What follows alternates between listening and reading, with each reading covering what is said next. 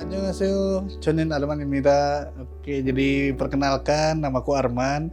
Aku adalah CEO dan founder dari Teang Culture. Annyeonghaseyo, saya Deva Yuga Putri Leonimara. Biasa orang manggil aku Deva. Saya founder dari Teang Culture yang sekarang menjabat sebagai CMO atau Chief Marketing Officer dari Teang Culture.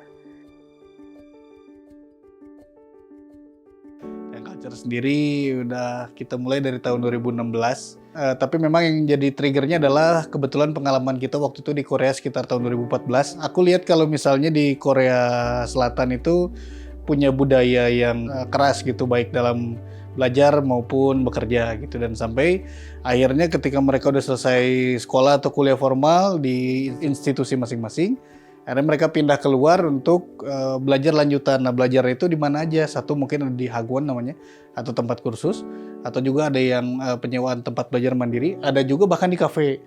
Dan di kafe inilah yang kita lihat, oh ternyata kita nggak jauh beda nih di antara di Indonesia dan di Korea. Jadi memang kita datang untuk menghadirkan cara baru dalam belajar, supaya belajar nggak gitu-gitu aja gitu, biar nggak ngebosenin. Keideannya karena saya suka K-pop ya, terutama yang dunia Korea ini, dan culture dan bahasa itu aku suka banget.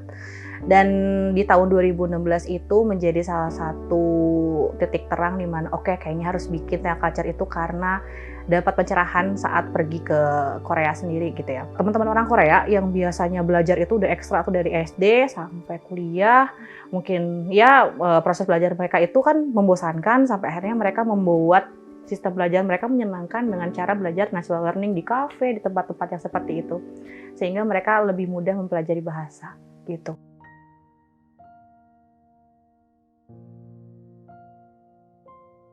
Seperti yang kita tahu sebelumnya, mungkin tempat les itu identik dengan tempat satu ruangan, kotak, papan tulis, meja, guru, dan murid gitu. Nah, sekarang kita bawa konsep dengan cara belajar yang lebih natural, di mana belajarnya kita nggak harus terlalu formal, membosankan, terus juga terlalu serius gitu.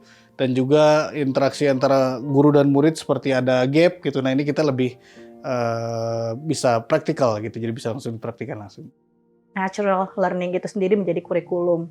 Natural learning sendiri itu kenapa kita sebut natural? Karena itu sebagai hal dasar secara alamiah atau natural orang gitu ya, atau manusia berlaku setiap hari dan melakukan pekerjaannya setiap hari gitu. Jadi kayak misalnya kita jalan, kita menyukai hal-hal K-pop, menyukai hobi kita, menyukai musik, dan hal-hal singkat kayak nongkrong di kafe gitu. Itu kan hal-hal yang biasa kita lakukan gitu ya.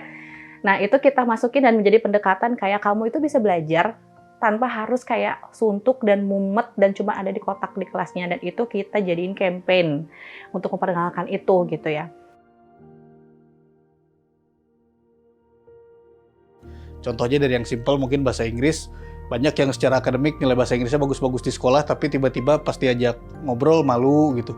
Atau misalnya dia udah memberanikan diri, tiba-tiba lingkungannya yang ya tidak mendukung, malah bilang ngapain sih so Inggris lu gitu. Jadi kita belum juga mulai udah bahasa Sundanya mungkin merod duluan gitu.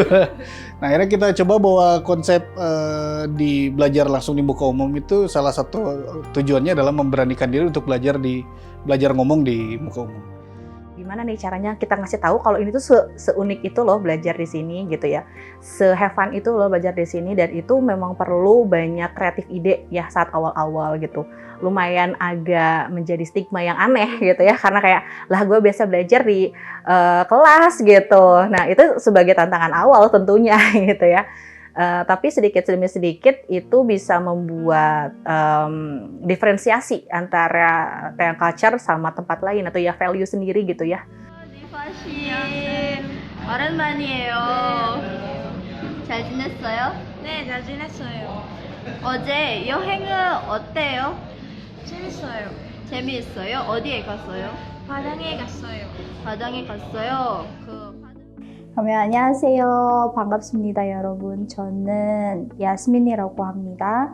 태양culture에서는 2017년부터 지금까지는 한국어를 가르칩니다. 그리고 2021년부터는 팀장님이 되었습니다.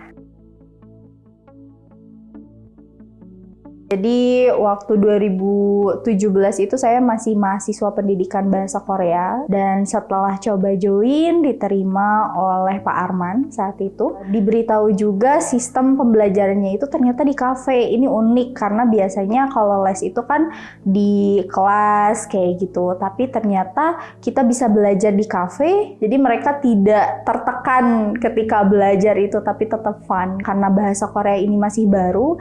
Jadi saya juga berpikir ini kesempatan yang bagus karena K-pop, K-drama itu kan sedang hype sekali ya dari 2017 gitu. Jadi saya memutuskan untuk menjadi pengajar dan ternyata sampai sekarang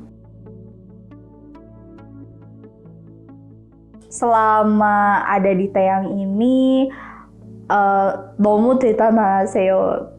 Itu artinya kayak keren banget ya. Dari 2017 sampai sekarang yang awalnya hanya saya dan Bapak Arman sebagai tutornya, sampai sekarang bahasa Korea sendiri itu punya lebih dari 50 tutor. Saya tidak menyangka langkah awal saya menjadi tutor part-time di sini ketika kuliah bisa menjadi kontribusi besar untuk perusahaan. Itu kesan yang paling 너무 좋아요. Tetap solid, tetap bonding dengan karyawannya, tetap maju menjadi tempat les nomor 1 di Indonesia. Kalau untuk muridnya terus belajar bahasa, karena bahasa itu akan selalu terpakai kapanpun, dimanapun. Survive juga kalian kalau misalkan ke negara tersebut. Kalian gak bakal nyesel kalau misalkan belajar bahasa. Tentunya kita bisa terus berkembang ya dengan segala inovasi-inovasi baru lainnya dengan tim yang juga semakin semangat juga mengembangkan itu.